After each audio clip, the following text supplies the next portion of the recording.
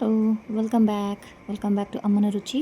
ಇವತ್ತು ನಾನು hotel style ದಮ್ mutton biryani ಹೇಗೆ ಮಾಡೋದು ಅಂತ ನೋಡೋಣ.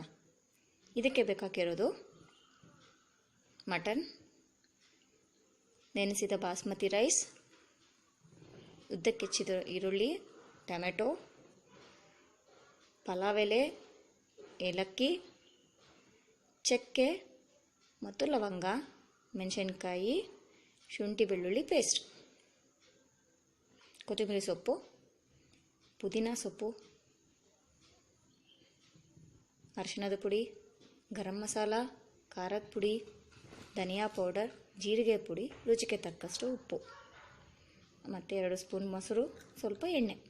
ಈಗ ಒಂದು ಪಾತ್ರೆಯಲ್ಲಿ ಎಣ್ಣೆಯನ್ನು ಚೆನ್ನಾಗಿ ಕಾಯಿಸಿ ಇದಕ್ಕೆ ಒಂಚೂರು ಪುದೀನ ಸೊಪ್ಪು ಮತ್ತು ಈರುಳ್ಳಿಯನ್ನು ಚೆನ್ನಾಗಿ ಫ್ರೈ ಮಾಡಿ, ಅದು ಗೋಲ್ಡನ್ ಬ್ರೌನ್ ಬರೋವರೆಗೂ ಫ್ರೈ ಮಾಡಿದ್ರೆ ಅದು ಮೇಲೆ ಹಾಕೋಕ್ಕೆ ಅದು ನಿಮಗೆ ಸೀಸನಿಂಗ್ ಮಾಡೋಕ್ಕೆ ಚೆನ್ನಾಗಿರುತ್ತೆ.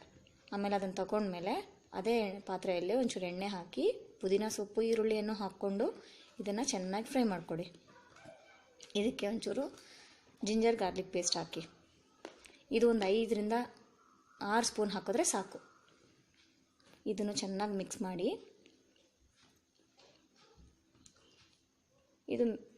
ಇದೆಲ್ಲ ಮಿಕ್ಸ್ ಆದಮೇಲೆ ಒಂಚೂರು ಚಕ್ಕೆ, ಲವಂಗ, ಪಲಾವ್ ಎಲೆ ಇದನ್ನು ಹಾಕ್ಕೊಂಡು ಇದನ್ನು ಚೆನ್ನಾಗಿ ಮಿಕ್ಸ್ ಮಾಡ್ಕೊಳ್ಳಿ. ಇದು ಭಾಳ ರುಚಿಯಾಗಿರುತ್ತೆ ಪ್ರೇಕ್ಷಕರೇ.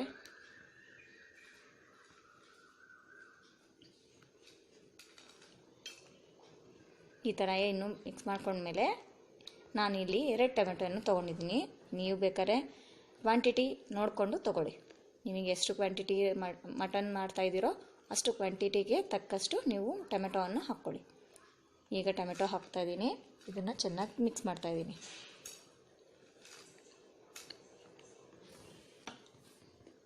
ಈ ಥರ ಚೆನ್ನಾಗಿ ಮಿಕ್ಸ್ ಮಾಡ್ಕೊಳ್ರಿ. ಈಗ ಮೆಣಸಿನ್ಕಾಯನ್ನು ಹಾಕ್ಕೊಳ್ರಿ.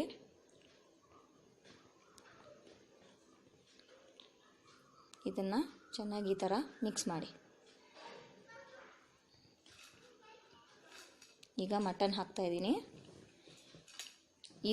ಈ ಮಟನ್ನ ನಾನು ಮುಂಚೆನೇ ಒಂದು 10 ನಿಮಿಷ ಮುಂಚೆ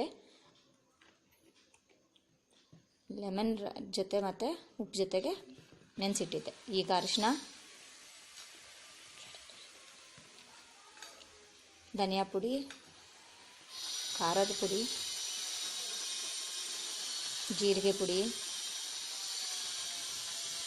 ಗರಂ ಮಸಾಲ,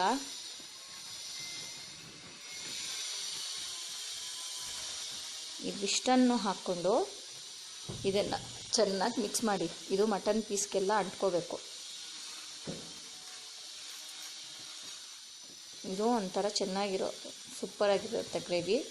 ಈ ಗ್ರೇವಿನೂ ಬೇಕಾದ್ರೆ ನೀವು ನಾರ್ಮಲಾಗಿ ತಿನ್ಕೋಬೋದು. ಈಗ 2 ಸ್ಪೂನ್ ಮೊಸರು ಹಾಕ್ತಾಯಿದ್ದೀನಿ.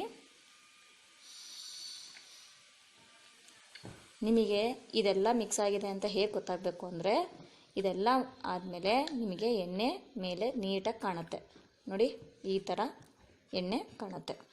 ಸೊ ಇವಾಗ ಗ್ರೇವಿ ರೆಡಿ ಆಗಿದೆ ಅಂತ ಅರ್ಥ. ಈಗ ಒಂದು ಪಾತ್ರೆಯಲ್ಲಿ ನೀರು ತೊಗೊಂಡು ಇದಕ್ಕೆ ಚಕ್ಕೆ, ಲವಂಗ, ಪಲಾವ್ ಎಲೆ, ಏಲಕ್ಕಿ ಹಾಕ್ಕೊಂಡು ಇದನ್ನು ಇಟ್ಟು 1-2 ಸ್ಪೂನ್ ಎಣ್ಣೆ ಹಾಕಿ ಇದನ್ನು ಆಮೇಲೆ ರುಚಿಗೆ ತಕ್ಕಷ್ಟು ಉಪ್ಪು ಹಾಕ್ಕೊಳ್ರಿ. ಕೊತ್ತಂಬರಿ ಸೊಪ್ಪು ಸ್ವಲ್ಪ ಹಾಕ್ಕೊಳ್ಳಿ.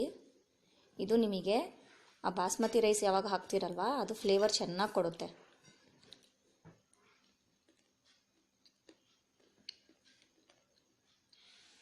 ಈಗ ಈ ನೀರನ್ನು ಕುದಿಯೋಕ್ಕೆ ಬಿಟ್ಬಿಟ್ಟು ಇದು ಚೆನ್ನಾಗಿ ಕುದಿಯೋವರೆಗೂ ಬಿಟ್ಬಿಡಿ. ಈಗ ನೀರು ಚೆನ್ನಾಗಿ ಕುದೀತಾ ಇದೆ. ಈಗ ನೋಡಿ ಅಕ್ಕಿ ಹಾಕ್ಕೊಳ್ಳಿ.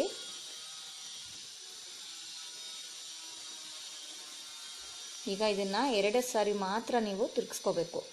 ಇಲ್ಲದಿದ್ದರೆ ನೀವು ಜಾಸ್ತಿ ತಿರುಗಿಸ್ತಾ ಇದ್ದರೆ ಏನಾಗುತ್ತೆ ಅಂದರೆ ಅಕ್ಕಿ ಪುಡಿ ಪುಡಿ ಆಗಿಬಿಡುತ್ತೆ. ಸೊ ಈ ಥರ ಬಾಯ್ಲ್ ಆದಾಗ ನೋಡಿ ಅಕ್ಕಿ ನೀಟಾಗಿ ಬೆಂದಿದೆಯೋ ಇಲ್ಲೋ ಅಂತ ಗೊತ್ತಾಗುತ್ತೆ ನಿಮಗೆ. ಸೊ ಈಗ ಇದು ಬೆಂದಿದೆ. ಈಗ ಆಫ್ ಮಾಡ್ಕೊಂಬಿಡೋಣ. ಈಗ ನೀರೆಲ್ಲ ಬಗ್ಗಿಸ್ಕೊಂಬಿಡಿ.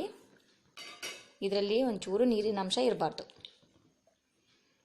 ಆ ನೀರನ್ನ ಪೂರ್ತಿ ನೀವು ಬಗ್ಗಿಸ್ಕೋಬೇಕು ನೋಡಿ ಈ ಥರ. ಈಗ ನೋಡಿ ಇದರಲ್ಲಿ ಎಷ್ಟು ಚೆನ್ನಾಗಿ ಕಾಣಿಸ್ತಾ ಇದೆ. ಅದು ಪಲಾವ್ ಎಲೆ, ಪುದೀನ ಸೊಪ್ಪು, ಕೊತ್ತಂಬರಿ ಸೊಪ್ಪು ಎಲ್ಲ ಎಷ್ಟು ಚೆನ್ನಾಗಿ ಕಾಣಿಸ್ತಾ ಇದೆ. ಇದು ನಿಮ್ಮ ಬಿರಿಯಾನಿಗೆ ಸಖತ್ ಎಕ್ಸ್ಟ್ರಾ ಫ್ಲೇವರ್ ಕೊಡುತ್ತೆ ನೋಡಿ. ಈಗ ಈ ಮಸಾಲ ನಾವೇನು ಮಾಡಿಟ್ಕೊಂಡಿದ್ದೀವಲ್ಲ ಮಟನ್ ಮಸಾಲದು, ಇದಕ್ಕೆ ನಾವು ಈ ರೈಸನ್ನು ಹಾಕ್ತಾ ಹೋಗೋಣ. ಅದು ಸ್ವಲ್ಪ ಸ್ವಲ್ಪ ಹಾಕ್ಕೊತ ಹೋಗಿ ಆ ಮಸಾಲ ಪೂರ್ತಿ ಕವರ್ ಆಗಬೇಕು. ಈ ಥರ ನೋಡಿ, ಈ ಥರ ಸ್ವಲ್ಪ ಸ್ವಲ್ಪನೇ ಹಾಕ್ಕೊಂಡು ಆ ಗ್ರೇವಿನ ಎಲ್ಲೂ ಕಾಣಿಸ್ದೇ ಇರೋ ಥರ ಕವರ್ ಮಾಡಿ. ವೀಕ್ಷಕರೇ, ನಿಮ್ಗೆ ಈ ವಿಡಿಯೋ ಇಷ್ಟ ಆದಲ್ಲಿ ನನಗೆ ಸಬ್ಸ್ಕ್ರೈಬ್ ಮಾಡಿ, ಮರದೇ ಲೈಕ್ ಬಟನ್ ಪ್ರೆಸ್ ಮಾಡಿ.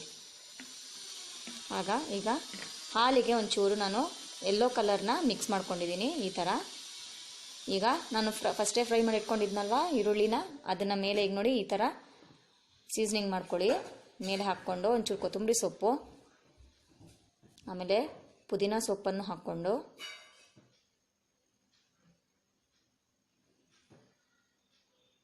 ಒಂದು ಸ್ಪೂನು ತುಪ್ಪ ಹಾಕ್ಕೊಳ್ರಿ. ಆಮೇಲೆ ನಾವು ಕಲಸಿಟ್ಕೊಂಡಿದ್ದೀವಲ್ಲ ಹಾಲು ಜೊತೆಗೆ ಇದನ್ನು ನೀಟಾಗಿ ಎಲ್ಲ ಕಡೆನೂ ಈ ಥರ ಹಾಕ್ಕೊಳ್ಳಿ. ಆಮೇಲೆ ಒಂದು ದಪ್ಪವಾದ ಹಂಚನ್ನು ಇಟ್ಬಿಟ್ಟು ಗ್ಯಾಸ್ ಮೇಲೆ ಒಂದು 5 ನಿಮಿಷ ಮಾತ್ರ ಕುಕ್ಕರ್ನ ಫುಲ್ ಫ್ಲೇಮಲ್ಲಿ ಇಟ್ಕೊಂಡು, ಅದಾದ ನಂತರ 5 ನಿಮಿಷ ಆದ ನಂತರನ ಲೋ ಫ್ಲೇಮಲ್ಲಿ ಇಟ್ಕೋಬೇಕು. ಆಮೇಲೆ ಈ ಥರ ನಾನು ಲಿಡ್ ಕ್ಲೋಸ್ ಮಾಡ್ಕೊಳ್ಳೋಕ್ಕೆ ಈ ಥರ ಪೇಪರ್ ತೊಗೊಂಡಿದ್ದೀನಿ. ನೀವು ಬೇಕಾದ್ರೆ ಹಿಟ್ಟನ್ನಾದರೂ ತೊಗೋಬೋದು, ಇಲ್ಲ ಫೋಲಿಂಗ್ ಶೀಟ್ ಆದರೂ ತೊಗೋಬೋದು. ನಾನು ಈ ಥರ ತೊಗೊಂಡು ಇದನ್ನು ಚೆನ್ನಾಗಿ ವೆಟ್ ಮಾಡಿಕೊಂಡು ಇದನ್ನು ಈ ಥರ ನಾನು ಕ್ಲೋಸ್ ಮಾಡ್ಕೊತಾ ಇದ್ದೀನಿ ಲಿಡ್ಡನ್ನು. ನೋಡಿ ಈ ಥರ ಫುಲ್ ಕ್ಲೋಸ್ ಮಾಡ್ಕೊಂಡ್ಬಿಟ್ಟು ಇದಕ್ಕೆ ಒಂದು ಪ್ಲೇಟ್ ಮುಚ್ಚಿಬಿಡೋಣ ಈಗ. ಆಯಿತಾ? ಇದಕ್ಕೆ ಸಪೋರ್ಟಾಗಿ ಒಂದು ದಪ್ಪವಾದ ಅಥವಾ ಭಾರವಾದ ಯಾವುದಾದ್ರೂ ವಸ್ತು ಅಥವಾ ಈ ಥರ ಕಲ್ಲನ್ನು ಇಟ್ಬಿಡೋಣ. ಇದನ್ನು ಈಗ 20 ರಿಂದ 25. ಆಯಿತಾ? ಇದು ಆಗೋಗಿದೆ ಸ್ನೇಹಿತರೆ. ಈಗ ನೋಡಿ, ರೆಸ್ಟೋರೆಂಟ್ ಸ್ಟೈಲ್ ದಮ್ ಬಿರಿಯಾನಿ ರೆಡಿಯಾಗಿದೆ. ನೀವು ಇದನ್ನು ಮೊಸರು ಬಜ್ಜಿ ಜೊತೆಗಾದರೂ ತಿನ್ಬೋದು, ಅಥವಾ ಬೇರೆ ಗ್ರೇವಿ ಅಥವಾ ಹಾಗೇನೂ ತಿನ್ಬೋದು. ಇದು ಭಾಳ ರುಚಿಯಾಗಿರುತ್ತೆ. ನಾನು ಸುಮಾರು ಸರಿ ಮಾಡಿದ್ದೀನಿ, ನೀವು ಟ್ರೈ ಮಾಡಿ. Thank you.